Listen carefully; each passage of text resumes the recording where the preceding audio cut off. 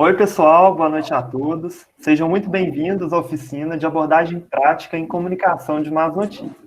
Meu nome é César, eu sou acadêmico de medicina pela Universidade Federal de São João del Rei e membro da diretoria da Liga Acadêmica de Medicina de Família e Comunidade da UFSJ, que é uma das ligas responsáveis pela execução dessa oficina. Boa noite, Giovana. Boa noite, César. Boa noite a todos. Eu faço parte da LANFAC, da Universidade de Selma, que tem um campus aqui em Imperatriz, no estado do Maranhão. Ela foi criada em 2018 e tem o objetivo de conciliar ainda mais a teoria com a prática e de levar esse conhecimento para além dos muros da universidade. E com isso, a gente aproximar os alunos da realidade da comunidade da nossa cidade. Agora, antes de iniciarmos, vamos para alguns avisos. Fiquem atentos aos formulários de presença, pois vamos lançar o formulário no chat do Meet aqui ao longo da palestra e o seu preenchimento é necessário para o credenciamento para a certificação. Lembramos que essa oficina está sendo gravada e depois será disponibilizada no canal da LASF no YouTube. Falando sobre as perguntas, elas podem ser enviadas aqui no chat e também de forma anônima, pelo formulário que será disponibilizado também no chat. Vamos selecionar algumas e ordenar as dúvidas recebidas. Vamos interagir, pessoal, nada de timidez. A ideia da oficina é justamente promover essa interação entre as pessoas. Apresento agora o nosso palestrante, Alexandre Ernesto Silva. Ele possui graduação em enfermagem pela Universidade Federal de Alfenas, especialização em gestão hospitalar pela FJ-FGV, mestrado e doutorado em cuidados paliativos e é professor dos cursos de enfermagem e medicina da UFSJ em Divinópolis. Boa noite, Alexandre, seja bem-vindo. Boa noite, desejo a todos um ótimo boa, César. Coisa boa te ver. Boa noite, professor. Bom te ver também. Boa noite, Giovana. Tudo bem, né? Boa noite. Gente, é uma satisfação estar aqui novamente com vocês. Eu tenho um grande amigo em Imperatriz, viu, Giovana? Eu gosto muito dessa sua região aí. Um grande amigo oftalmologista, o Abraão, que é daí, de Imperatriz mesmo. Boa. Pessoal, uma oficina, como já disse a Giovana... Que bacana! Como já disse a Giovana, uma oficina a gente leva ela de forma mais interativa, que vocês possam interagir mais, né? Falar mais, perguntar mais, ficar mais à vontade. Eu queria só conferir se o sinal tá bom, se está tudo ok, Giovana e César. Tá sim, aqui tá certinho. Tá bom. Aqui é tudo ótimo. Eu agradeço muito o convite. Eu saí agora de uma palestra, que foi a palestra de cuidados paliativos, né? Que eu e a Gabi fizemos juntos. E agora vamos dar continuidade aqui. Tem algumas pessoas que não participaram dela anteriormente, mas é uma satisfação muito grande estar com vocês num evento tão grandioso como esse, né? E poder estar dividindo com vocês um pouco de experiência, um pouco da minha prática, e trazer um conhecimento também técnico e teórico a respeito da temática. Isso também é muito importante, né? Eu vou projetar a minha tela.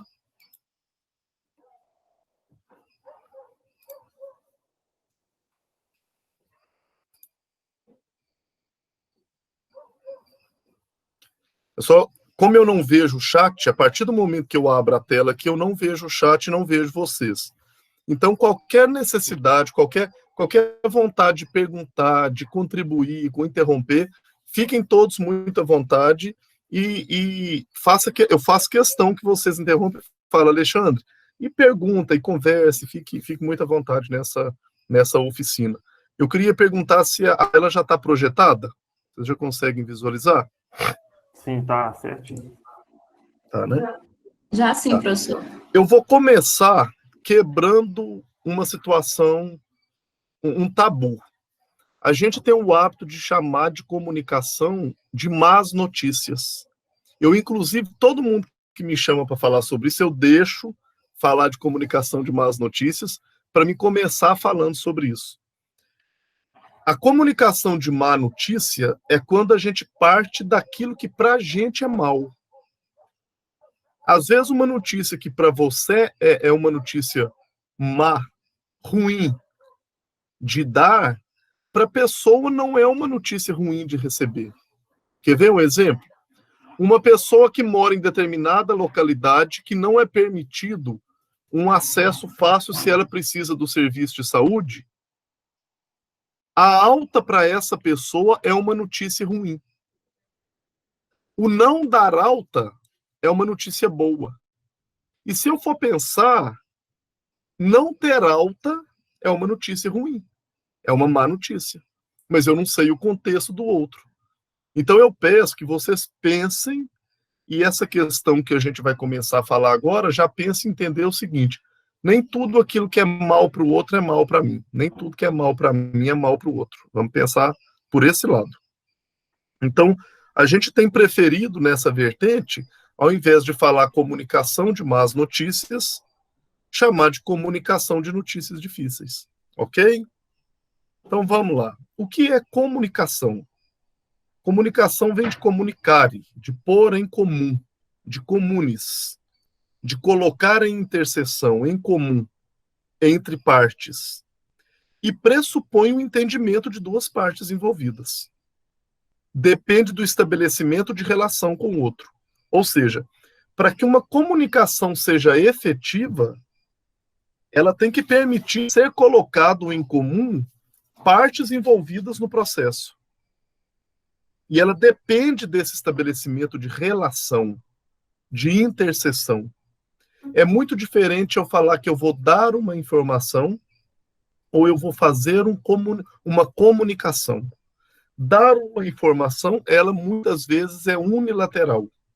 Eu chego e informo a situação. Diferente de comunicação.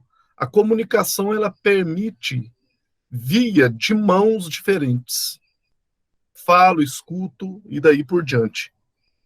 Esses são os elementos da comunicação. Se vocês olharem aqui como um todo, ó, nós temos nos elementos da comunicação o emissor, ou seja, quem fala, o canal, de alguma maneira você utiliza um canal.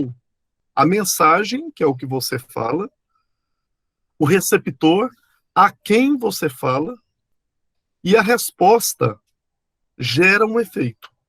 E aqui há, na mensagem, no que, a diferença entre comunicar e informar. Então, nós temos emissor-receptor, temos um canal para essa comunicação, uma mensagem que pode ser uma informação ou uma comunicação, e a resposta a isso é o que gera o efeito na situação. Se de fato aquilo que eu quis falar chega até o outro, e se ele interpreta bem, e daí por diante. Detalhando os elementos da comunicação, eu queria trazer para vocês, por partes, alguns. Primeiro elemento que eu queria, que não consta no primeiro quadro, que é amplo, mas contempla a comunicação como um todo, é a realidade ou situação. A realidade e situação que eu comunico é o contexto que estamos inseridos no momento da situação. Qual o contexto que está inserido? O ponto de partida para a interpretação da mensagem. Quer ver um exemplo? Falar a palavra, né, o citado código vermelho, numa unidade dessa que vocês estão vendo na imagem, código vermelho, ela tem um significado. Se eu falar código vermelho assistindo um jogo de futebol, tem outro significado, ou nenhum. O código vermelho no pronto atendimento diz respeito à emergência, a socorro imediato. Não existe esse código definido, por exemplo, quando eu estou numa cavalgada. Qual o significado disso no momento de uma cavalgada? Todo mundo cavalgando e alguém fala código vermelho. Não tem significado. Não tem um código formado, uma mensagem final formada. Então, o primeiro elemento da comunicação que a gente tem que atentar é a realidade ou a situação que eu venho dar a informação. Outro elemento, os interlocutores. É interessante que o emissor, ele é receptor, e o receptor, ele é emissor. Porque nós estamos falando de quê? De comunicação, de mão dupla. Então, em determinado momento eu emito, em outro momento eu recebo. E tem que ter interações no processo de comunicação. E as mensagens, pessoal, é interessante a gente entender que as mensagens podem ser verbais e não verbais. A mensagem propriamente dita são as informações e emoções que queremos passar, as quais não necessariamente são decodificadas da forma que planejamos. A mensagem em si, ela não é só o que nós falamos. Ela é recheada da palavra, mas ela é recheada da paralinguística, do paraverbal, das emoções que eu passo para o outro. Olha nessa pequena charge. O rapaz com dor de dente, uma cena bem vamos falar assim, não é antigo que fala, que já não usa isso mais, né? E a namorada, ele não precisa falar, a cena é clara. E ela fala: oi, gatinho, o que você vai fazer hoje à noite? Tá muito claro. Tá muito claro. A mensagem nem sempre ela é codificada da mesma forma para todos. Isso aqui é interessante, gente, os signos. Os signos são sinais ou símbolos utilizados na emissão da mensagem. A maioria dos signos humanos possui mais de uma interpretação. Portanto, são sinais, não símbolos. A maioria dos signos possui mais de uma interpretação. Quando eu falo que aquilo, aquela fala, aquela informação, aquela comunicação, ela possui mais de uma interpretação, a gente chama de sinais. Quando ela tem uma interpretação clara, símbolo, quer ver um exemplo? Estetoscópio no pescoço de alguém. É um símbolo, está muito claro. Ela tem uma interpretação. Roupa branca. É um sinal. Ela tem várias interpretações. Ela pode dizer respeito a profissional de saúde, a pessoas que trabalham com aves, a pessoas que trabalham com pipoca, com açougue. Várias situações diz respeito à roupa branca. Então, é um sinal. E os meios? Os meios é o veículo que nós trouxemos no primeiro quadro.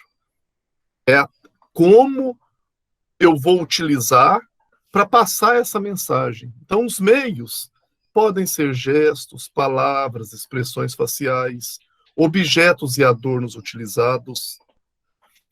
Gente, mas estudar elemento da comunicação, o que isso faz de diferença na minha vida? Primeiro, porque enquanto profissionais de saúde, antes de tudo, temos que ser ótimos comunicadores. Porque a gente trabalha, de alguma forma, com pessoas, e além de trabalhar com pessoas, a gente trabalha com as nossas emoções, levando saúde, prevenção, paliação às outras pessoas. Então, para que eu leve isso, tem que ser interagido, essa interação tem que acontecer por meio de um processo de comunicação. Então, eu preciso compreender esses elementos para a gente compor a comunicação como um todo, no que diz respeito aos tipos de comunicação. Então, o que nós temos? Nós temos a comunicação verbal e nós temos a comunicação não verbal. A comunicação verbal ela é muito clara. É por meio da fala ou escrita. A comunicação não verbal é que traz a complexidade do ato de comunicar. É a que faz com que, quando a gente fala de sinal, muitas vezes é só a palavra ou a escrita. Mas quando a gente fala de todo a questão paralinguística, paraverbal, é símbolo, é sinal, porque ela dá mais de uma interpretação. Só a palavra, ou só a escrita, talvez seria de forma muito clara um símbolo, porque teria uma interpretação. Mas como a gente tem toda uma questão de gestos, de adornos, de roupa, ela vem recheada de sinais.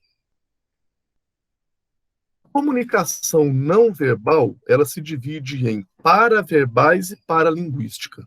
O que são paraverbais utilizados na comunicação não verbal?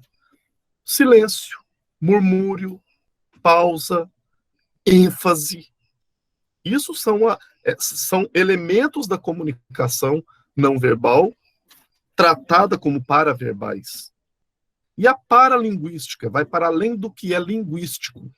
É a postura, é o vestimento, é a expressão facial, é o toque. É o toque. Então, isso vai para além da linguística. Quais as finalidades da comunicação não verbal? Primeiro, complementar a comunicação verbal. Por exemplo, dar bom dia sorrindo. Uma coisa complementa a outra. Contradizer a verbal. Quer ver um exemplo? Dizer prazer em te conhecer e apertar a mão do outro só com a pontinha dos dedos. Às vezes as pessoas que acompanham prática comigo, eu gosto de pegar na mão, agora não está podendo, né? Pegar na mão e falar, bom dia, como vai? Inclusive porque tem aluno que a gente chega, você percebe a insegurança pela forma que ele toca, só na ponta dos seus dedos. Não, eu falo, gente, abre a mão e vão tocar na mão, aperta, acolha a mão do outro quando puder. Agora é assim, quando puder, né? Uma coisa tem que complementar a outra, não que contradizer. Ela substitui, às vezes, a verbal, com os meneios com a cabeça, por exemplo. Quando a gente fala, por exemplo, assim, eu concordo, eu discordo, né? Simplesmente pelo ato de balançar a cabeça, a gente percebe o que a pessoa, de fato, está falando. Demonstração de sentimentos. Nós demonstramos muitos sentimentos, quer ver um exemplo? Por meio da fisionomia. Quando eu chego diante de uma pessoa que está mais grave do que eu vi ela anteriormente, e eu faço uma cara assim, a pessoa já percebeu que ela piorou, né? Eu tenho uma indicação de um livro para vocês, que é um livro que eu acho muito interessante. Ele já teve mais de 74 edições, essa foto aqui é da 74ª, mas tem muito mais do que isso, já. A indicação desse livro, ele chama O Corpo Fala.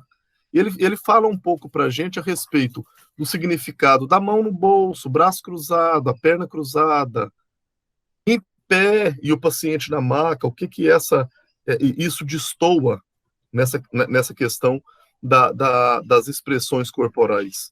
E eu queria colocar para vocês uma coisa que é muito importante e que muitas pessoas não sabem, que é a gente colocar que na comunicação os pensamentos e as intenções, elas são transmitidas de que forma? Olha que interessante isso. 7% com palavras. A gente transmite pensamentos e intenções somente 7% com palavras. Olha isso. 38% com sinais paralinguísticos. 55% com os sinais do corpo. Ou seja, o nosso corpo fala. Nosso corpo fala. O maior problema de comunicação é que não ouvimos para compreender. Nós ouvimos para responder. E quando a gente sabe e compreende que o corpo fala, de alguma forma, eu começo a identificar como eu me coloco diante do outro que eu quero levar uma comunicação. Né? Sabendo isso, só 7% são com as palavras. Olha o quanto é importante quando eu atendo, quando eu me coloco diante de uma pessoa, dos meus gestos, da minha fisionomia, do meu tom de voz, das minhas pausas, das minhas ênfases. Quando nos aproximamos, as pessoas que a gente vai atender olham mais para o nosso rosto do que para as nossas mãos. Vocês já perceberam? Se não, comecem a perceber. Quando a gente aproxima de alguém para fazer um atendimento, as pessoas olham muito mais para o nosso rosto do que para nossas mãos. Por mais amedrontador que seja o que estamos segurando. Por exemplo, uma grande seringa com agulha. Ele olha mais para o seu rosto do que para a sua mão. Por que olham mais o nosso rosto? O que eles buscam? Eu queria, nesse momento, interagir com vocês um pouco. Por que eles olham mais o nosso rosto e não as nossas mãos? Fiquem à vontade para abrir câmera. Nós temos aqui um tempo bom para a gente discutir. E essa sala é uma sala que compõe menos pessoas para que vocês possam, de fato, tá trocando ideia com a gente por aqui. Tá bom? Por que vocês acham que as pessoas olham mais o nosso rosto do que a nossa mão? Quem? Eu acho que eles ficam esperando que a gente dê alguma segurança, que a nossa expressão Ótimo, passe uma confiança. Ótimo, Nicole. Obrigado. Quem mais? Eu acho que pelo rosto eles sentem mais verdade, mais transparência. Exatamente. Mais alguém? O semblante, né? Já vai responder de alguma forma. Ótimo, Isabela.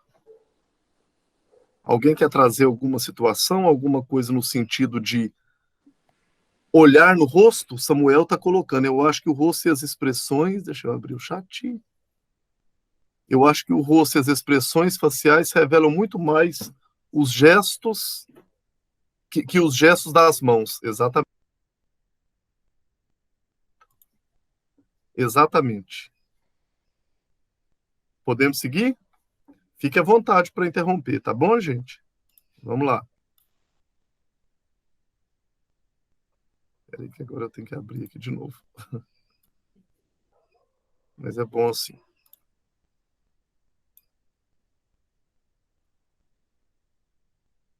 Exatamente o que vocês trouxeram. Olham para perceber os nossos sentimentos. Eu tenho 2 exemplos que eu acho interessantíssimo da gente trazer aqui. Quando alguém vai fazer um ultrassom, uma ultrassonografia, que suspeita-se de alguma coisa, ou não, ou rotina, percebem o quanto a gente fica vidrado no rosto do ultrassonografista? A gente não quer saber o que está na tela. A gente quer saber qual o sentimento que ele expressa ao olhar aquela tela. Olha o quanto isso é rico. Olha o quanto a minha postura manda. O melhor exemplo de todos. Os comissários de bordo. A todo tempo, principalmente quem tem medo de voar, a gente observa o rosto o tempo todo dos comissários de bordo, para ver quais os sentimentos que ele apresenta. Quais sentimentos ele apresenta? Avaliam assim, pois não conseguem avaliar a nossa técnica. Então eles avaliam o nosso sentimento. As pessoas avaliam o nosso sentimento. As pessoas nos valorizam, especialmente por nossas atitudes. O quanto nos afetamos e nos importamos. O quanto nos afetamos e nos importamos. E aí, eu trago aqui, de forma muito simples, Fernando Pessoa. Olha o que ele fala. Existe no silêncio uma tão profunda sabedoria que às vezes ele se transforma na mais perfeita das respostas. Honre o silêncio. Interprete o silêncio. A comunicação não verbal por meio do silêncio, ela fala. Ela tem significado. A pessoa está te excluindo, a pessoa está digerindo, a pessoa está respondendo pelo ato que te olha, mas em silêncio. Mas no silêncio há uma profunda sabedoria.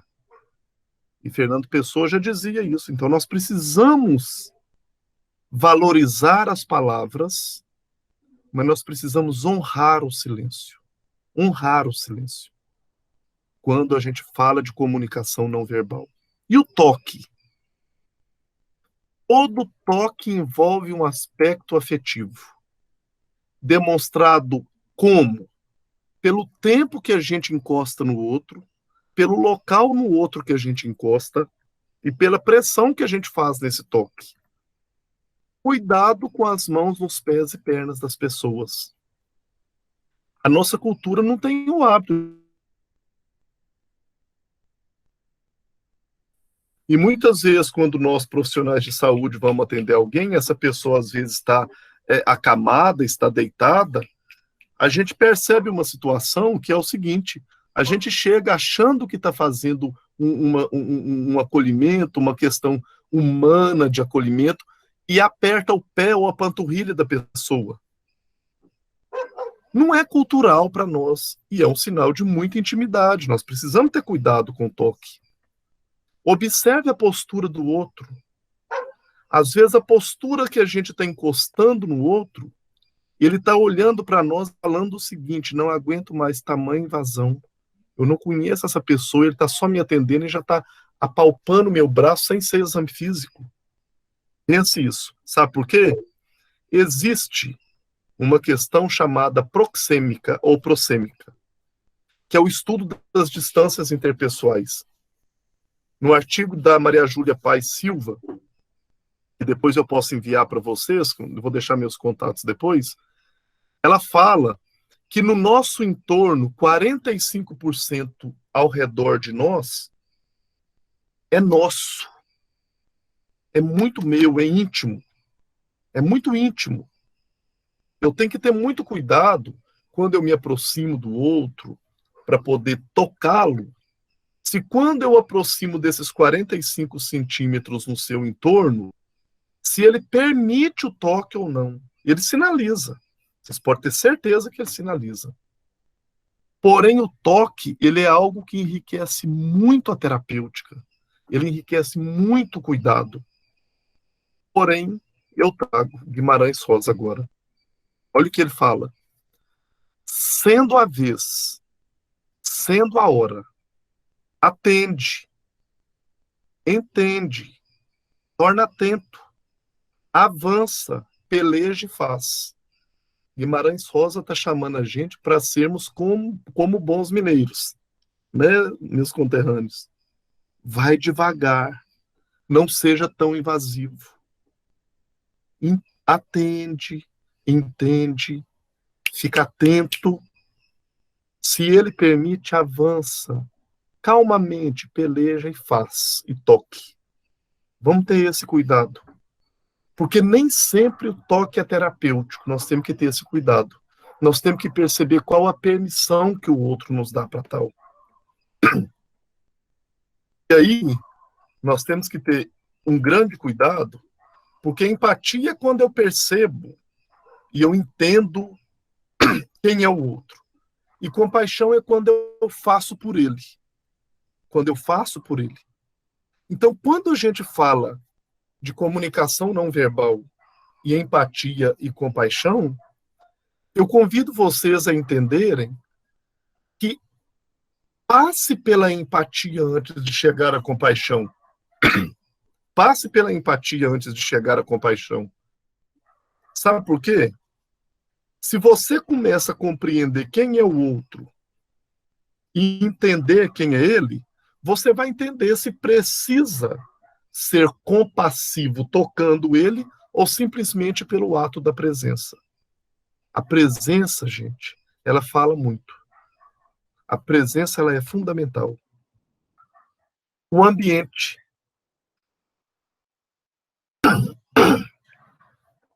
O ambiente.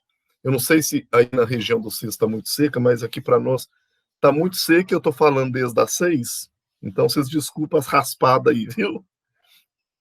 O ambiente, ele diz respeito à ambiência. Que ambiente é esse? Qual a ambiência que ele faz? As cores. Se naquele lugar que eu estou indo para atendimento tem alguma frase interessante na parede, quadros, como que os móveis estão dispostos? Tem uma decodificação no ambiente? Isso é importante? Eles avaliam a coerência. Tem a ver toda essa parafernália que é colocada aqui para fazer uma ambiência e a pessoa não ser acolhedora, passando o maior tempo da visita a ela, com ela olhando papel ou computador? Não adianta música ambiente, sofá bonito. Isso é um conforto temporário. O grande acolhimento, ele espera em você, profissional, no seu olho, no seu olhar. em como você despeja ou demonstra sentimento e cuidado na relação com o outro. Então, bastante cuidado. Então, eu chamo a atenção para uma situação que é o seguinte: às vezes as pessoas perguntam assim, mas se eu não tenho um ambiente que faça a ambiência com cores, frases, quadro, disposição de móveis, a comunicação fica difícil? Não. A verdadeira ambiência, às vezes você está num pronto atendimento, às vezes você está num hospital de guerra, num hospital de campanha, você não tem sala específica para comunicar uma notícia difícil, você não tem nem privacidade, mas você vai fazer a ambiência com a postura, o olhar, o tom de voz e no sentimento que você derrama a outra pessoa. É claro, se você tem um ambiente favorável, facilita. Mas se você não tem um ambiente favorável, faça a ambiência pela postura. Dê atenção. Se incline a pessoa. Aguarde o que a pessoa tem para falar. Acolha o sentimento que a pessoa expõe da comunicação que você fez a ela. A comunicação, como os tumores, pode ser benigna ou maligna. Ela também pode ser invasiva. E os efeitos de uma comunicação ruim com o paciente podem metastatizar-se para a família. É um dos agentes terapêuticos mais poderosos que temos. Mas ainda precisamos compreender melhor a sua farmacologia clínica. Como que eu falei vai agir na vida da pessoa. E reconhecer o tempo e a dosagem ótima para seu uso. Da mesma forma, precisamos entender os metabolismos intimamente associados de esperança e negação. Pessoal, eu ouço muito assim, tem que falar a verdade. Por mais doída que é, você tem que contar tudo. Não é bem assim. Isso pode ser um grande e grave problema. Nós vamos falar disso mais à frente. E aí eu faço uma pergunta para vocês. Como estamos diante do outro? O que eu quero colocar em comum? Ou seja, o que eu quero comunicar? Eu estou preparado? E aí eu pergunto vocês se vocês estão preparados para a demanda do outro? Porque tem gente que é só palestrante, só fala. Não escuta. Eu estou preparado para a demanda que o outro traz? Eu estou preparado para o tempo que o outro necessita? Para a emoção que ele dispensa? Para a verdade do outro? Eu estou preparado? Mais uma vez, eu gostaria de deixar à disposição, aberto aqui um pouquinho, para que vocês possam dialogar. Eu não estou conseguindo parar a apresentação, César.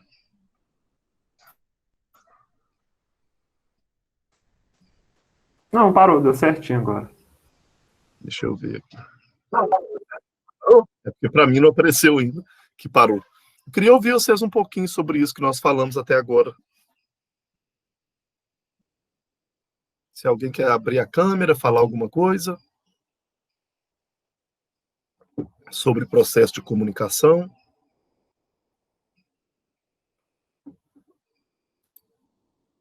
É interessante a participação, viu?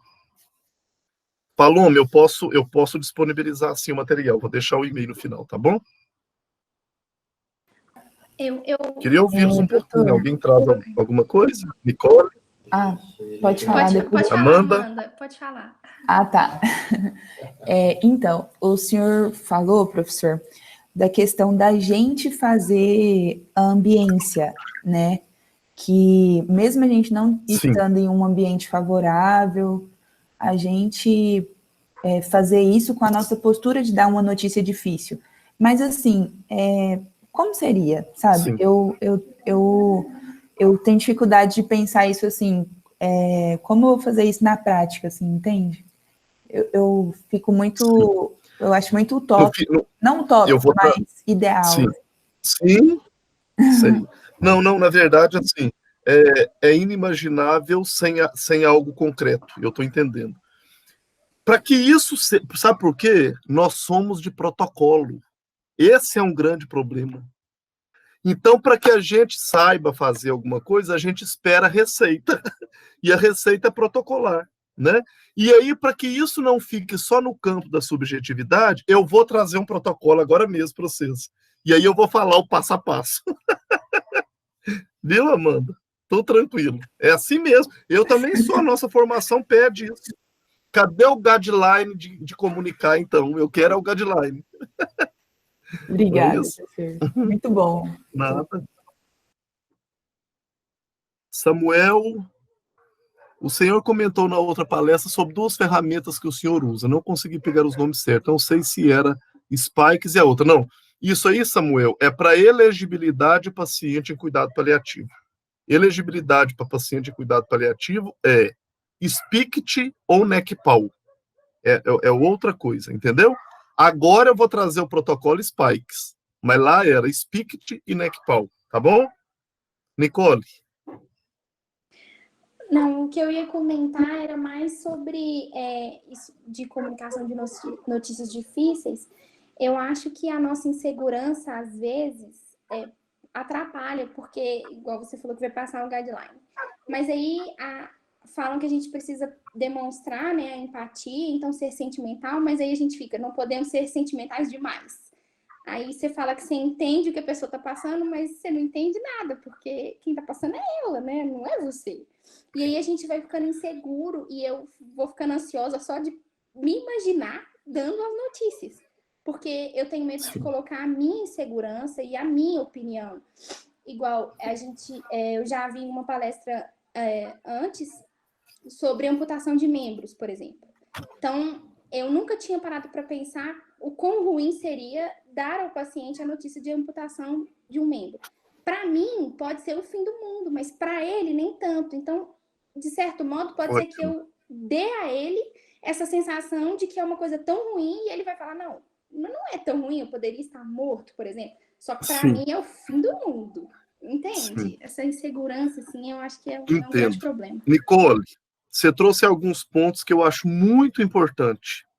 Primeiro, quando falam que empatia é entender a dor do outro, eu queria deixar claro que entender a dor do outro não é sentir a dor do outro. É entender, é ter a capacidade de visitar a pessoa que tem uma dor e entender que ele tem a dor, porque a dor é dele. É igual quando visita uma mãe que perde um filho, você fala assim, eu te entendo. Não, eu não sinto a sua dor. De fato, eu te entendo. Eu te entendo assim, eu interpreto que o que você demonstra para mim é sofrimento. Eu interpreto, eu entendo. Eu não sinto o que você sente, mas eu entendo. Outra coisa que você fala que eu queria discutir rapidamente era expressão de sentimentos. A gente tem muito cuidado, as pessoas perguntam muito assim, Alexandre, eu posso expressar o que eu estou sentindo?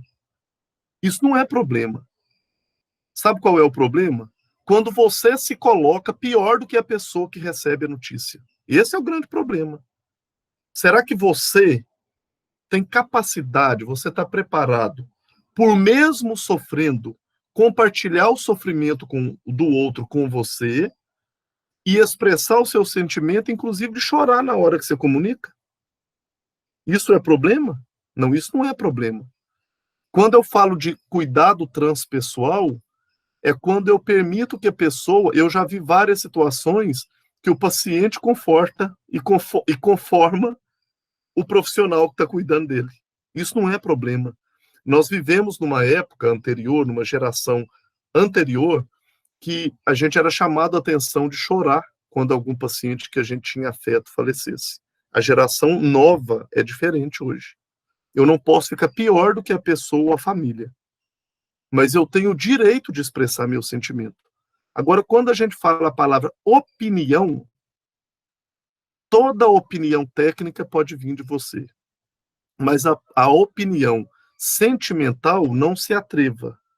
porque cada um tem um processo cultural, tem um processo familiar, tem um processo de formação diferente da nossa. Então, fique à vontade para expressar tecnicamente opiniões, mas no que diz respeito ao sentimento, por exemplo, não chora não. O que você está chorando? Tem gente muito pior do que você. Ou você fala assim, eu estou te dando uma notícia difícil, agora mesmo nós vamos falar de notícia difícil, não chegou ainda não, mas eu estou te dando uma notícia difícil, isso é muito ruim, eu compreendo, mas eu quero que você fique bem, eu quero que você fique ótima. Peraí, ué, eu estou recebendo um negócio agora, deixa eu digerir, agora eu quero é chorar, agora eu não quero ficar ótimo. Não, mas me dá um abraço aqui, não, quero que você fique bem. Não, peraí, ué. Uma pessoa que gosta muito da outra, tem um relacionamento há um tempo. Eu chego e falo, estou terminando com você agora, mas eu gosto muito de você, eu quero que você fique muito bem. Você preparou para aquilo antes, a pessoa não.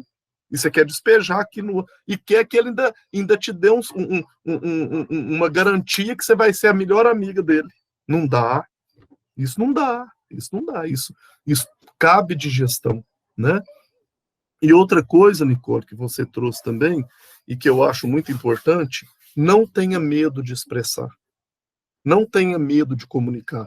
Quando a gente fala de um processo de amputação, por exemplo, eu compreendo que é muito ruim ter que falar para alguém que ele vai amputar um membro.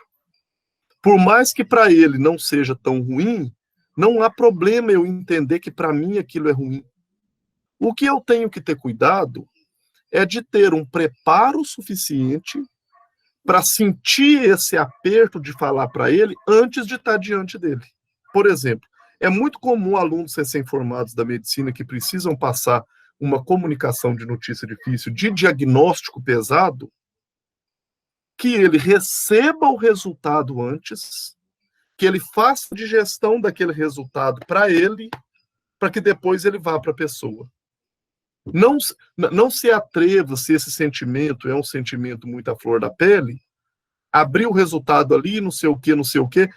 Tem uma estratégia que é fique com o exame, faça toda a consulta primeiro, no final de tudo, verifique o exame, porque dá para você comunicar a notícia difícil, segurar um pouco um sentimento que pode ser pior do que o paciente, e a hora que ele sai, você faz um processo de ressignificação para que você volte a atender outras pessoas.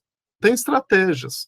Tem pessoas que preferem que os exames sejam mandados para eles por internet, antes que o paciente vá. E aí tem alguns que desabafam e falam comigo, Alexandre, eu recebo antes. Quando é, por exemplo, oncologia que recidivou o câncer, a pessoa fala, eu chorei sozinho, porque tem 8 anos que a pessoa está comigo, eu achei que estava curada. Na hora da consulta, eu até choro, mas eu não fico tão ruim e tão desesperado como eu fico sozinho quando eu pego o exame. Então é permitido, sabe por quê, Nicole? Nós somos humanos, né? Então, aceita isso. E o tempo vai nos deixando habilidoso. Tem protocolo? Tem. Mas cada um desenvolve a sua habilidade. Por isso eu convido vocês nos campos de prática, nos estágios, nas residências, quando for acontecer uma comunicação de notícia difícil por alguém, peça para ir em todas. Vai comunicar que morreu. Eu quero ir, gente. Eu vou calado, mas eu vou. Eu quero estar ali. Porque a gente vai percebendo a estratégia de um, a estratégia de outro, e vai melhorando o processo. Né? A tendência é essa. Né? E por mais que tenha protocolo, não tem receita de bolo. Não tem receita de bolo. Né? Quem mais? Nicole, pode responder alguma coisa se quiser também, viu? Não, professor, eu fiquei muito agradecida pelas suas palavras, porque hoje em dia é bom saber que é bem visto essa ideia de passar o sentimento para o paciente, porque Sim. a gente já ouviu muito, né? Ah, não, o médico tem que ficar com a cara sem passar nenhum tipo de sentimento. E é complicado, porque a gente tem, como você falou, somos humanos. A comunicação não verbal, ela é escancarada. Ela não tem vírgula.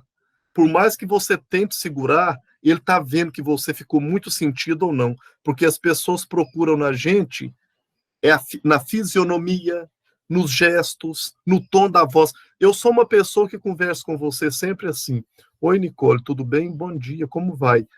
Eu volto, de repente você conversa comigo assim: o exame é isso, agora é isso. Eu percebi que você está desconcertado. Eu recebo muita gente que fala comigo assim: ah, não, fiquei com tanto dó do doutor fulano, tadinho, quando ele foi me contar que a doença voltou, e ele ficou pior do que eu vi que ele estava numa tristeza, ele até me arrematou a conversa depressa e nem ficou comigo no consultório. Olha, tá vendo?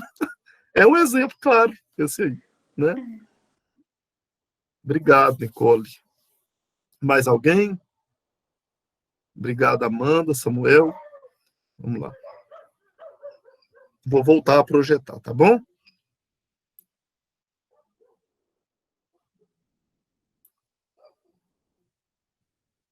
Esse material todo eu posso mandar para vocês depois, que conhecimento tem que ser dividido, não retido, né? As pessoas falam eu estou construindo meu legado. É uma coisa que eu quero deixar para vocês também. Ninguém constrói legado. Legado é o que eu deixo, não é o que eu construo. Legado é o que eu estou deixando. Então, vamos dividir o que é bom. Existem técnicas, gente, de comunicação. Isso eu vou passar mais rápido, porque é bem simples, né? E é muito técnico. As técnicas de comunicação, tem técnicas que são de expressão, de clarificação e de validação. Olha as técnicas de expressão. Elas ajudam na descrição da experiência e na expressão de pensamentos e sentimentos sobre ela. Nesse grupo tem várias técnicas. Quer ver uma técnica de expressão que a gente tem? Usar terapeuticamente o silêncio. É uma expressão. Ouvir reflexivamente. Verbalizar a aceitação. Eu compreendo. Eu te acolho. Verbalizar interesse, sei, eu estou entendendo. Usar frases incompletas, porque é expressão. Então você entendeu que repetir as últimas palavras ditas pelo paciente. Então, como assim eu não vou dar conta? Como assim? Ele viu que você expressou um sentimento pelo que ele trouxe. Faça perguntas. Devolva a pergunta feita. Então, isso significa que agora não sobrevivo mais? Me responde uma coisa. Você não está sobrevivendo mais depois do que eu te falei? Não, estou. Então, você tem sobrevivência. Você está vivo. É de expressão. As técnicas de clarificação, elas ajudam a esclarecer o que foi expresso. Estimula comparações.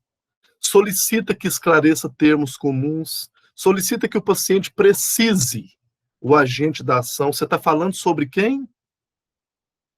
Descrever os eventos em sequência lógica. Não, peraí, me conta direito. Então, você chegou, você pegou o exame em tal lugar, você levou até fulano, entende? Clarificar, clarear, esclarecer. Se isso não está muito claro o que ele falou, faça uma comparação. Você quer falar, isso que você está falando é igual se você estivesse falando isso? É outra técnica. E técnica de validação. Permite a existência de significação comum do que é expresso. Repete a mensagem dele. Pede ele para repetir o que foi dito. Você validar. E sumarize o conteúdo da interação. Essa é muito bom. Quando a pessoa me faz um grande relato, eu gosto de sumarizar. Então, às vezes ele fala tipo 10 minutos. Em 30 segundos a gente fala assim: então o que você quis me dizer foi... E sumariza para ele. Técnicas de comunicação. Técnicas de pôr em comum. Técnicas de pôr em comum. O emprego adequado de técnicas e estratégias de comunicação é medida terapêutica comprovadamente eficaz. Permite ao paciente compartilhar seus medos, dúvidas e sofrimentos, contribuindo para a diminuição do estresse psicológico e garantindo a manifestação da autonomia da pessoa. O emprego adequado de técnicas. Quando eu ainda deparo no mundo de hoje com pessoas que falam que nós profissionais de saúde não podemos expressar sentimentos, a cada dia a gente pensa que ainda tem pessoas que estão formando pessoas para ser uma maquininha produtora de algo. É uma pessoa que não pode interagir. É uma pessoa que vê um protocolo e um guideline como uma gaiola, não como uma linha guia que permite ele interagir com a situação, né? Nós estamos aqui falando para ligas, eu sei que tem gente de outros, que gosta de outras áreas especificamente, mas a liga da medicina da família. E é uma área muito nobre, porque a medicina da família, ela chama atenção, a saúde da família como um todo, ela chama atenção para que a gente tenha uma capacidade de transcender o cuidado, inclusive transculturalmente, compreendendo a realidade, os sagrados do outro, as dificuldades do outro, interagindo com esse processo. Inclusive porque muitas vezes na atenção domiciliar, por exemplo, um exemplo é a atenção domiciliar, nós adentramos o santuário do outro, a casa dele. E se eu for meramente técnico ali, tem uma grande chance de não ter vínculo, né? É importante entender que comunicar não é um evento, é um processo. Não é um evento é informação. Então, informação e comunicação é diferente. É um trabalho de equipe. Às vezes, a comunicação de notícia difícil que eu tenho para dar, às vezes o médico precisa dar um diagnóstico que a notícia vai ser muito difícil. Mas eu preciso contar com a equipe, porque muitas vezes eu estou chocado com a situação, porque é uma pessoa que assemelha a minha faixa etária, é uma pessoa que eu conheço há muito tempo, e às vezes o técnico de enfermagem que vai permanecer com aquela pessoa é que vai dar conta de ajudar a pessoa a fazer a digestão daquilo que foi comunicado. E o contrário também é verdadeiro. Então, é trabalho em equipe. Compreenda que o seu jaleco é um simples equipamento de proteção, não é capa de rei e de rainha. Que aí você começa a entender que você pode dividir o cargo. Você pode não adoecer trabalhando. Aceite a comunicação possível. Tem hora que a comunicação que você tem é aquela. Você não tem, a pessoa não te responde, a pessoa te ignora, e o silêncio fala, e não sofra, porque aquilo é o que ele consegue relatar. Conte com outras pessoas, às vezes com outros eles têm mais acesso. Valorize a palavra e honre o silêncio. Eu vou dar para vocês 3 dicas numa maleta de boa comunicação do que nós precisamos ter. Primeiro de tudo, uma escuta ativa. Nós temos 2 ouvidos e uma boca, não é à toa. Tenha a capacidade de ouvir. De ouvir. É claro que você ouve balizando. Às vezes você quer perguntar à pessoa, o que te trouxe até aqui? Aí a pessoa fala assim, eu peguei o ônibus 54, lá no ponto que tem uma casa. Não, eu quero saber, você pode ir balizando. Eu quero saber qual o seu objetivo de estar aqui. Você veio aqui buscar o quê? Você pode ir balizando. Mas a escuta, ela tem que ser mais do que a fala. Ah, Alexandre, mas o nosso sistema de saúde não permite isso. Porque é gente demais. E se a gente for escutar todo mundo, balize a conversa. Balize para o ponto crucial que você precisa ouvir, para poder tomar alguma medida. Balize, não tem problema. Ser empático é compreender a dor do outro. Compreender não é sentir, como a Nicole bem disse. Eu não estou na vida do outro. Eu não sei, para mim poderia ser um outro sentimento. E tenha compaixão. Quando a gente fala ter compaixão, compaixão significa derramar a sua emoção de forma concreta na vida do outro. Compaixão é ato. Compaixão é quando eu derramo na vida do outro em forma de ação alguma coisa que me incomodou pelo que ele me trouxe. Mude a história. Tente fazer algo para mudar a história. Ou tente. Né? E a notícia ruim? A notícia ruim é aquela que altera drástica e negativamente a perspectiva do paciente em relação ao seu futuro. Isso é uma notícia ruim. Aquela que traz uma ameaça ao estado mental ou físico do paciente e um risco deste ver superado o seu estilo de vida já estabelecido. Isso é uma notícia ruim. Isso é perceber uma notícia ruim. Afeta o domínio cognitivo, emocional, espiritual e comportamental. E altera a dinâmica familiar. Para isso, nós temos um protocolo do Buchmann, Dr. Robert Buchmann, que criou o protocolo Spikes, e ele deixou muito claro, ele era uma pessoa fantástica. Ele fala, foi criado o protocolo, isso não é fala dele, nem interpretação, foi criado o protocolo para que a gente tenha uma linha guia até pegar a habilidade. Eu imaginar quais os passos que eu preciso cumprir para que eu comunique uma notícia difícil de forma empática, compassiva. Mas não precisa pegar um papel e falar assim, preparo, percepção, convite. É uma linha guia que vai te direcionar até criar a habilidade e nela você vai trazer as suas habilidades pessoais, culturais. Pensando nessa sequência, o protocolo Spikes, ele parte do preparo do profissional, a percepção do paciente, o convite para receber a notícia, a comunicação, a gente explora as emoções e faz estratégia e síntese. Ou seja, eu me preparo, eu percebo como o paciente está, o que ele quer saber, por exemplo, faço o convite, informo, acolho os sentimentos e emoções e sumarizo, e crio estratégias, e dou encaminhamento após a comunicação. Nós vamos ver por partes agora. Mas antes disso, eu gostaria de perguntar se alguém quer falar alguma coisa.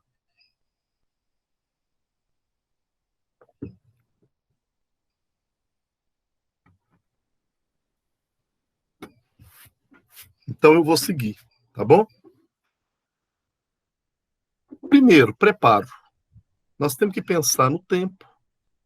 Que agenda que eu tenho para comunicar essa notícia difícil?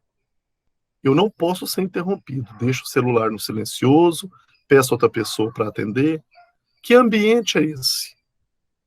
De preferência que tenha conforto, privacidade, sem rumores, sem distrações. Conte com mais um membro da família.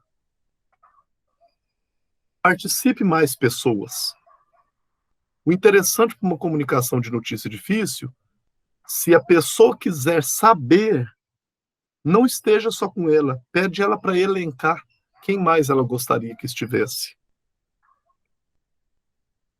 Postura aberta, contato ocular, atitude relaxada, interessada, sentar no mesmo nível da pessoa. Gente, começa a fazer uma prática de puxar a cadeira quando a pessoa está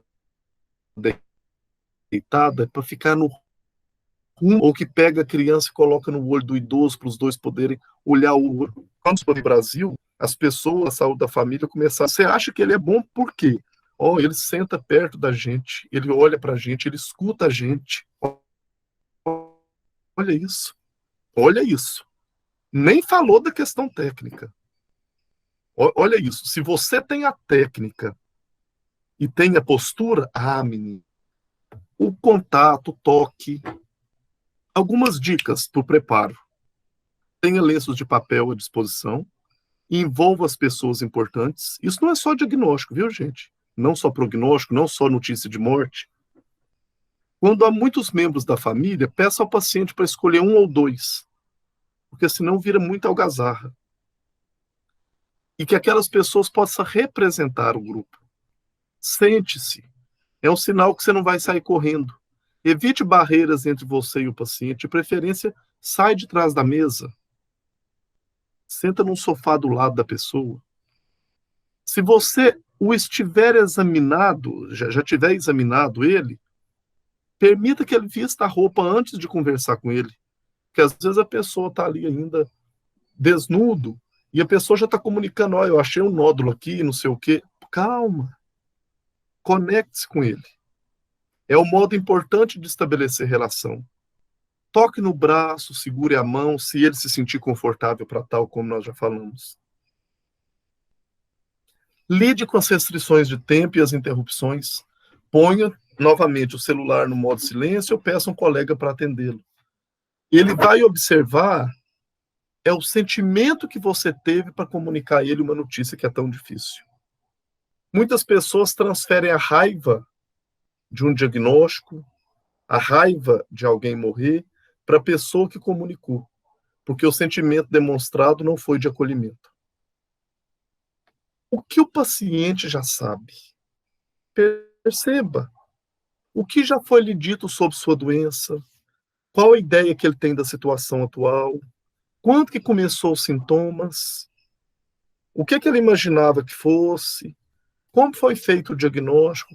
Qual é a preocupação dele? Ou seja, conheça qual o sentimento, quais as percepções que a pessoa tem.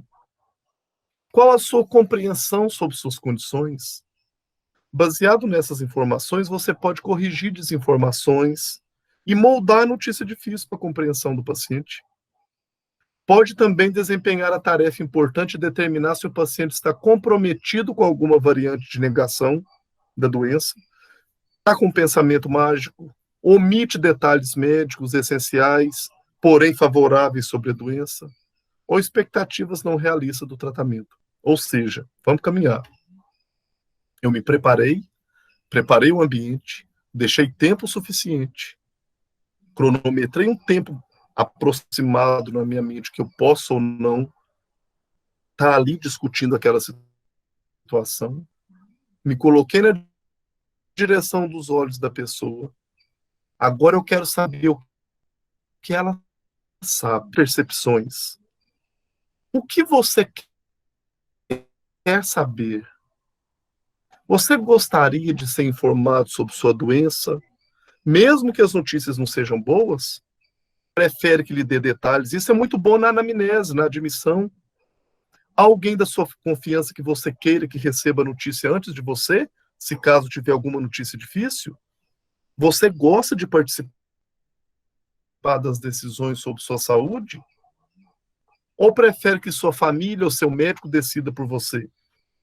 Quer fazer alguma pergunta? Tem dúvida? Alguma coisa que você gostaria de esclarecer? De novo, eu me preparei, eu conheci o que ele sabe, eu perguntei o que ele quer saber, e agora eu vou dar a informação propriamente dita. Seja diagnóstico, prognóstico, condição de alta ou não, mudança de quarto. Não sei, tudo pode ser notícia difícil. Com uma linguagem clara, não use jargões. Fale tranquilamente, fale com pausas. Permita o seu silêncio na fala. Cheque a compreensão. Durante a comunicação, pergunte. Olha as técnicas de comunicação. O que você entendeu até agora que eu quis te falar? Me repita o que eu falei até agora para você. Seja firme, honesto. Dá espaço às perguntas. Até agora o que eu te falei, você quer perguntar alguma coisa? Eu fui claro para você? Algumas dicas. Avise a pessoa que notícias difíceis estão por vir. Já é uma liberação de adrenalina que não seja desencadeada toda de uma vez. Isso pode diminuir o choque. Por exemplo, infelizmente eu tenho uma notícia difícil para te dar. Converse no nível de compreensão e vocabulário do paciente. Evite dureza excessiva. Isso aqui é muito comum a gente ver. Você tem um câncer agressivo e menos que comece o tratamento, imediatamente você vai morrer. Isso vai ser nocivo. O paciente terá a tendência de culpar o mensageiro da notícia. Calma. Evite frases como não há mais nada que eu possa fazer por você. Esta atitude, gente, ela é inconsistente com o fato de que existem outros objetivos terapêuticos, como o alívio de sintomas. Muitas vezes você pode não curar, mas cuidar é sempre. Você pode, inclusive, abandonar uma doença, mas a pessoa jamais a gente abandona.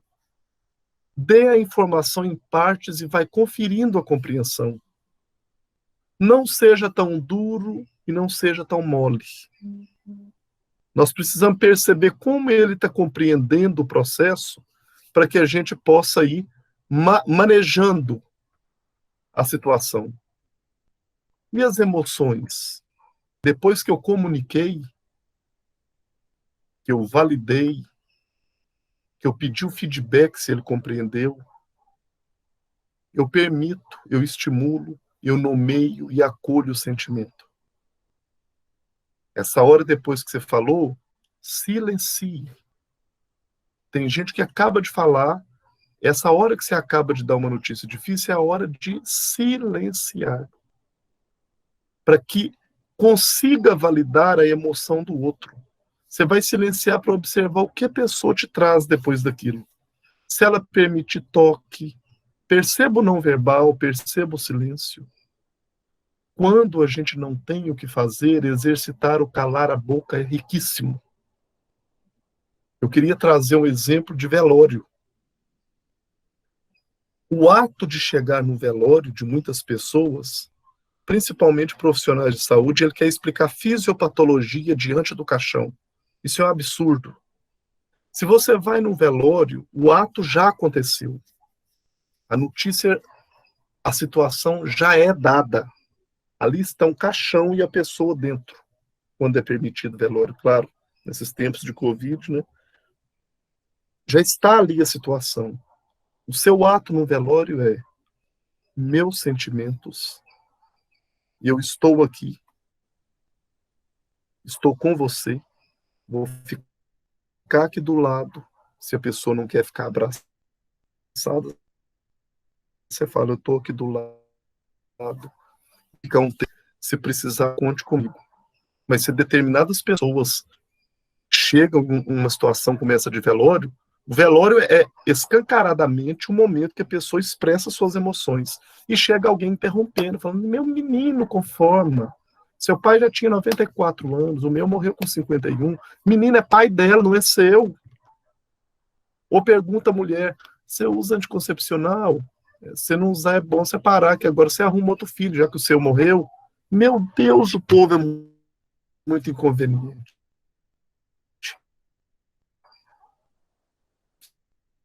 Muitas vezes o meu papel nessas situações é de cercar a gente inconveniente.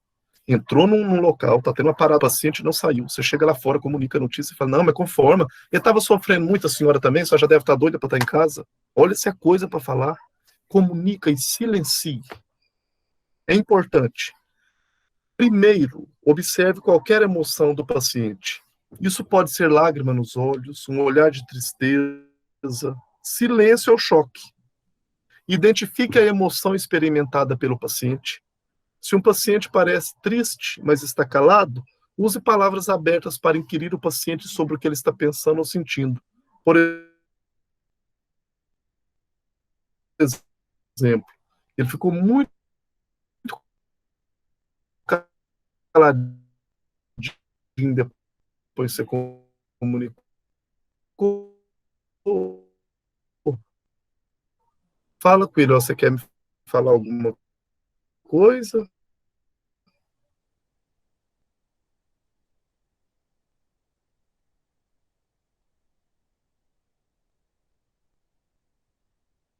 Sim. Depois que tiver dado ao paciente prestar seus sentimentos, faça-o saber que você ligou a emoção com o motivo da emoção, fazendo uma afirmativa a respeito. Eu percebo que você ficou muito triste mesmo com essa situação que eu te contei, e eu sinto muito. Eu te entendo. Eu te entendo. E por último, sumarize. Faça um resumo, traça um plano terapêutico. Nós vamos manejar sintoma, quais as opções de tratamento, perspectivas, vai enterrar, não vai, vai cremar, não vai ter alta, não vai. Traça um plano terapêutico, estabeleça meta. Quais são as próximas etapas? Novas consultas, próximos exames. Não pare no sofrimento do outro. Caminhe, mostre que tem caminho. Gente, precisamos seguir.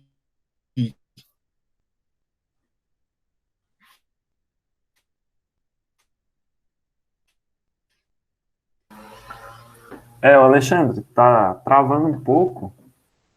Explique. Você pode repetir? Tá travando? Deu uma travadinha.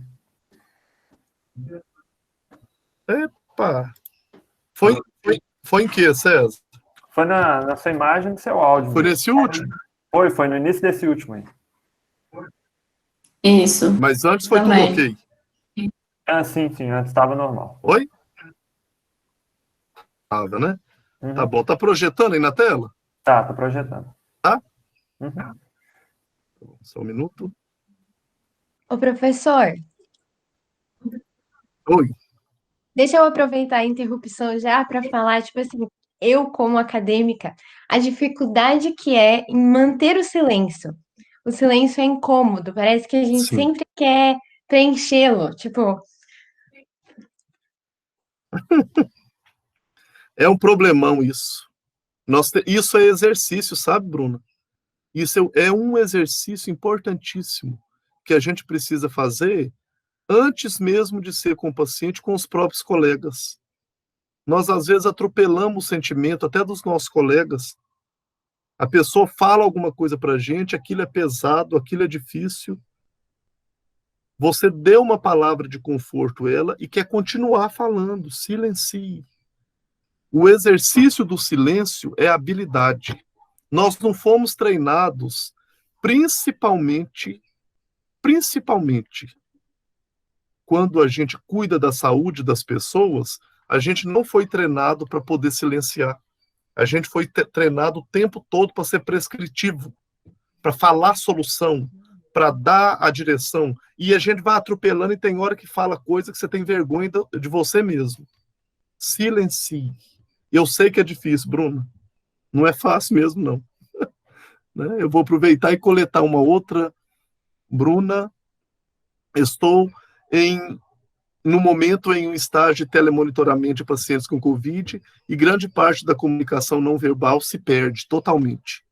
Existem algumas dicas de como lidar com essa falta de informação não verbal e ser mais humano durante o ato de dar notícias difíceis? Vamos lá, Bruno Oliveira. O que tem resolvido nessas situações, eu também tenho atendido telecovid e algumas coisas que a gente percebe que tem facilitado isso é videochamada, não telechamada, videochamada. Porque na videochamada, na atenção domiciliar, isso funciona super bem. Você consegue perceber a fisionomia do outro lado. Eu tive colega atendendo telecovid que falou 20 minutos com a pessoa com a ligação cortada. Tá igual eu aqui com o negócio travado e falando. Entende? Então, o vídeo, quando você está percebendo o vídeo, a pessoa te dá um sinal, te faz alguma coisa. Porque, infelizmente, você não tem uma estratégia muito boa. A única estratégia quando é teleatendimento, quando é telesaúde, é a gente inquirir. Após cada comunicação, você inquire uma resposta da pessoa. Então, você fala um pouquinho e fala assim, então você está me entendendo? Então me fala o que você entendeu. Por partes, fracionado. Essa é uma estratégia. Mas para sanar isso de melhor forma, que eu acho que isso veio para ficar, os telemonitoramentos, a telesaúde, eu tenho quase certeza que veio para ficar, nós vamos ter que direcionar alguma estratégia para melhorar, inclusive, a comunicação não verbal, já que ela é 93% do processo de comunicação. 93%. Né? Nós estamos terminando. Eu já vou aproveitar César e Giovana e colocar o seguinte. Eu teria um estudo de caso para lidar com vocês, que o Vinícius e um grupo de acadêmicos desenvolveu, e ele ficou excelente. Eu não sei se ele já mandou para vocês antecipadamente. Acredito que deve ter mandado. Mandou, César? Mandou, né? E eu percebo, pessoal, que nós não vamos conseguir, porque já são 9h20, e o que precisava de falar é isso, tudo que eu tô. Não tinha jeito de ser menos do que isso mesmo. Eu vou deixar o estudo de caso, vou deixar meus contatos, e quem quiser discutir o caso mandando para mim depois, a partir de segunda-feira eu respondo todos, ok? Os que estavam na sala. Porque eu tenho certeza, senão nós vamos mais 40 minutos aqui com aquele caso, né? E tudo tem limite, né? Tudo é aprendizado. Mas não tinha jeito de ser menos do que isso, sabe, gente? Eu tinha que falar isso que eu tô falando. Se travar, vocês me param de novo, tá? Igual vocês fizeram agora, foi ótimo. Tudo bem. Vamos ver aqui. Agora. Então, sumarizou. Evite Uso excessivo de perguntas fechadas, sim ou não. Evite interromper o paciente com frequência. Às vezes a pessoa está na hora dela falar, você fala, não entendi, eu tenho até uma tia que tem isso também, e minha tia foi o seguinte, aí você conta a história da tia no meio do negócio da outra pessoa. Preencher os momentos de silêncio, foi o que a Bruna acabou de trazer. Evite reagir de modo inapropriado às emoções do paciente, a pessoa chorando, você rindo. Você fala, eu não acredito que você está chorando. Seu pai já estava acamado há 15 anos. Reconfortar de modo ineficaz, sem indagar os motivos de preocupação, que eu acabei de falar. Transmitir informações em momento e modo inadequado. Não verificar a exata compreensão por parte do paciente. Gente, uma das coisas mais importantes na comunicação de notícia difícil é a sumarização. Agora, eu gostaria que você me trouxe para você. Isso é muito importante, muito. Evite fornecer resposta rápida e solução imediata antes de avaliar e compreender os problemas do doente. Evite sobrepor o seu interesse pela doença à pessoa, em detrimento da pessoa. A pessoa é mais importante que a doença. Evite minimizar a gravidade da situação e desviar a atenção para problema periférico. Não, mas você tem que ver, olha para você ver o quanto o sol é bonito, o quanto o sol brilha. Gente, eu não quero saber de sol agora, não. Agora eu estou sofrendo com uma coisa péssima que você me falou. Que sol? Come o sol, tipo assim, né? Impor as próprias decisões e ideias, julgar e avaliar de modo negativo a situação pessoal do paciente. Quem somos nós, né? Para poder fazer esse julgamento. Abusar do próprio papel e autoridade. Muito cuidado. Evite ignorar o fato de que a mesma palavra, frase, pode ter significados diferentes para pessoas diferentes. Por isso, sumarize. E os 6 principais erros. Falar demais, ouvir pouco, não valorizar as diferenças, tentar fazer com que a pessoa se sinta ótima. Isso é resultado de pesquisa, viu, gente? Acreditar que sabe o que as pessoas sentem, não ser curioso. Não, eu já sei o que ele vai sentir. Você não sabe. Ter uma ideia pré-concebida de como as pessoas devem reagir. Não tenha. Aquela pessoa que ficou mais controlada durante todo o período, no momento, por exemplo, de óbito, ele vai ser o que pode dar mais trabalho. Você fala, não, nunca pensei, mas não era para você pensar mesmo, não. Você não sabe quem é a pessoa. E aqui são 6 erros, mas o que recheia tudo isso é um 7º. Não se cuidar. Nós somos formados para sermos onipotentes, onipresentes, heróis. Heróis. Esse negócio chamava de anjo. Eu disse todo dia. Que eu sou gente. E anjo, é porque anjo não urina, anjo não tem desejo, anjo não sente fome. E eu não tenho nada disso. Eu sinto tudo o contrário. Eu sou gente. Você pode ser uma boa pessoa, um bom profissional, mas você não é anjo. E outra coisa, herói. Herói não precisa de acompanhamento terapêutico, não precisa de terapias, sejam elas psicológicas ou de reconforto de alma, de sofrimento profissional, mas eu preciso. Eu preciso me esvaziar de alguma forma por lidar com situações tão importantes e delicadas de sofrimento humano. E aí eu pergunto para vocês, uma pergunta que eu faço para muita gente é: como você chuta o balde de vez em quando? Onde você chuta o balde? Tem gente que é no esporte, tem gente que é no samba, tem gente que é na comida, tem gente que é no rock, tem gente que é em viagem. Tem gente que é na religião. Nós temos que ter canais para que a gente cuide de nós mesmos. Que seja na terapia, que seja no Tai Chi Chuan, e daí por diante. Mas o grande erro, o grande adoecimento profissionais e do alarmante são as pessoas serem constituídas para serem reis, rainhas, heróis e anjos. Vamos derrubar isso.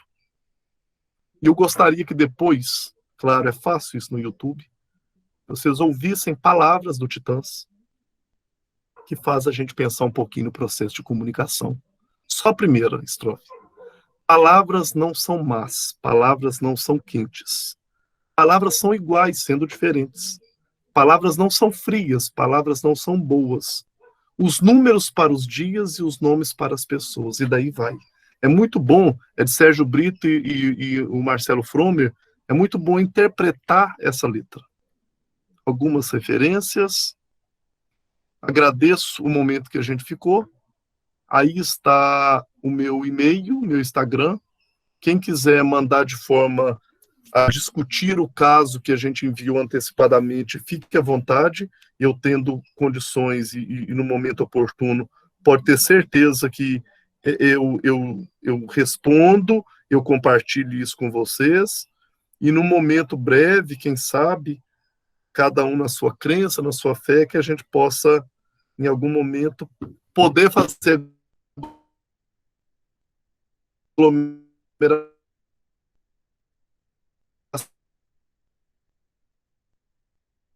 Travou um pouquinho agora, né? De agradecer. Tá travado? Oi? Esse finalzinho só o finalzinho. Travou? Da onde para onde? Na hora que você estava falando das dúvidas para mandar no Instagram e tudo mais, que você responde. Ah, tá. É isso. Eu acho que é só isso. Viu? Quero agradecer a todo mundo. Eu acho que foi muito legal estar com vocês, as pessoas que interagiram. A gente tem vontade que muito mais gente fale, que a gente possa interagir, né, César, Giovana, mas é o tempo que a gente tem e a nova forma da gente lidar com tudo isso. Sim.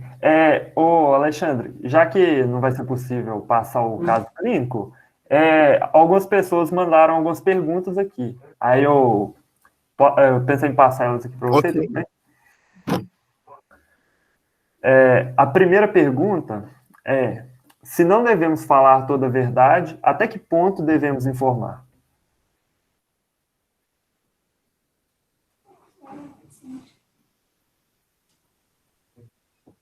Travou para mim, César. Travou?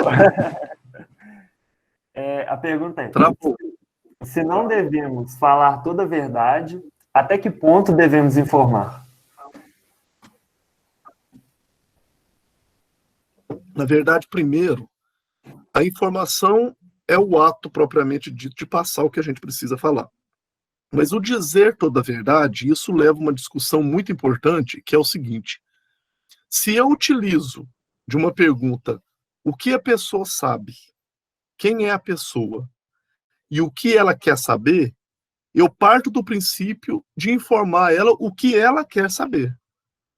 E eu vou munir as pessoas da sua confiança, as pessoas que estão próximos, os que querem saber, daquilo que faz parte da terapêutica, a questão da pessoa.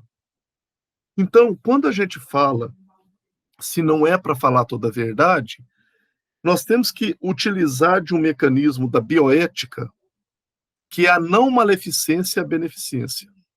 Uma das coisas que nos respalda em não falar toda a verdade é se o ato de falar a verdade vai gerar a maleficência, a não beneficência, e o estado da pessoa vai ficar pior do que antes.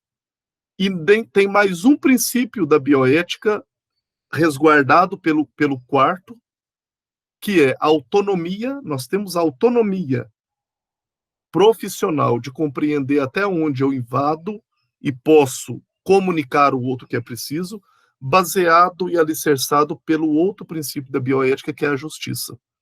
Eu estou sendo justo em omitir? Não, não estou sendo. Mas falar vai causar vai causar bem ou vai causar mal? Vai causar mal. Então, eu não posso infringir o princípio da maleficência, que é a não beneficência também. Então, é pensar nos princípios da bioética: autonomia, justiça, beneficência e não maleficência. Ou seja, a partir do momento que a pessoa queira saber, ela tem condição de ouvir, aquilo vai gerar para ela beneficência, vai ser bom, ela vai poder contribuir com aquela informação, com aquilo que foi dado, tá tudo certo.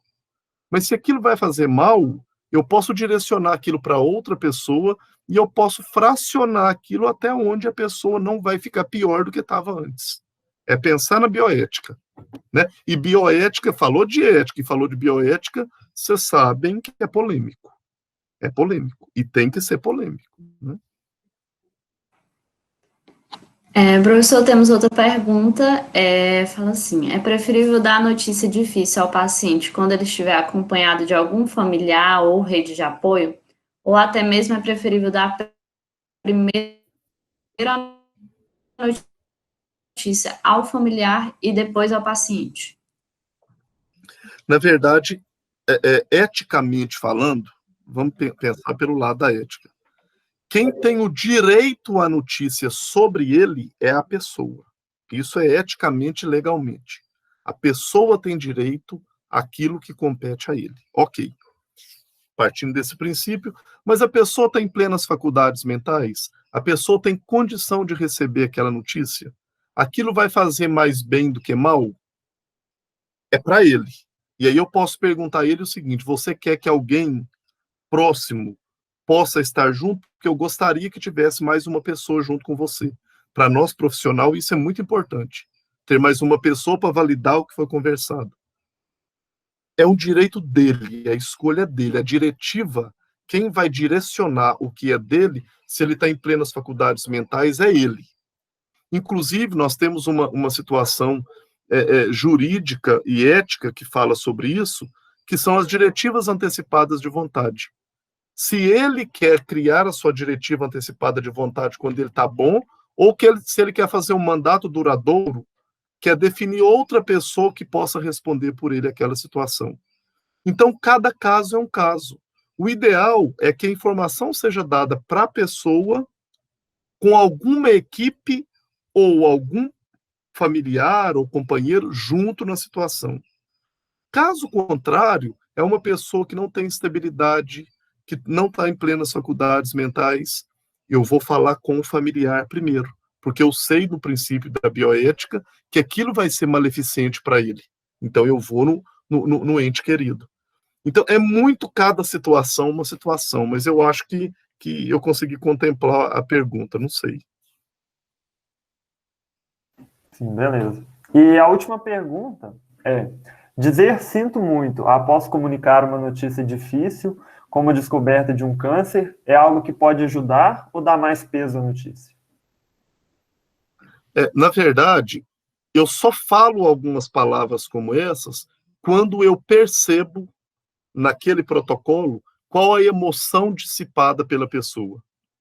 Se a pessoa me demonstrou que aquilo fez um sofrimento, eu falo, eu sinto muito. Se a pessoa não demonstrou nada, eu faço, eu vou inquirir a pessoa, aquela questão que eu falei para vocês. Me conta, o que você está sentindo disso? Não estou sentindo nada, eu já sabia que alguma coisa disso ia dar mesmo, eu já tinha percebido. Você não tem que falar sente muito. Você fala, pois bem, então, já que para você não é surpresa, nós temos que caminhar agora para a gente saber o que nós vamos fazer com essa situação. Você já parte para outra coisa.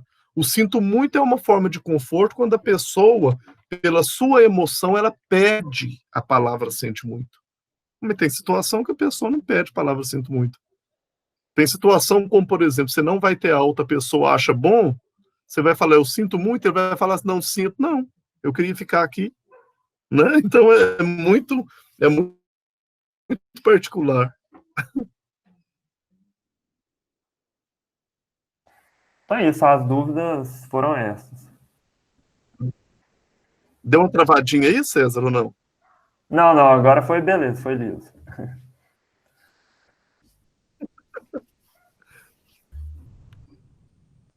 Então, no mais, é isso mesmo, Alexandre. Fechamos, então? Sim, foi tudo muito esclarecido. Gostaria de agradecer a todos pela presença, em especial a você, Alexandre, pela disponibilidade que você tem, o empenho que sempre tem quando a gente precisa, pode contar com você. E eu tenho certeza que todos gostaram, aprenderam muito com a oficina, viu? Boa noite a você, boa noite a todos. Muito obrigado. Obrigado, César, obrigado, Giovana. Obrigado a todos que participaram da oficina, foi uma satisfação também. Agradecemos muito, professor, sua participação, foi ótima a oficina, a interação com todos. a Lanfac aqui de Imperatriz agradece pela parceria. Foi ótimo. Muito obrigado. Então, tchau, pessoal. Uma boa noite a todos. Até mais, pessoal. Tchau. Tchau, tchau. Tchau, tchau.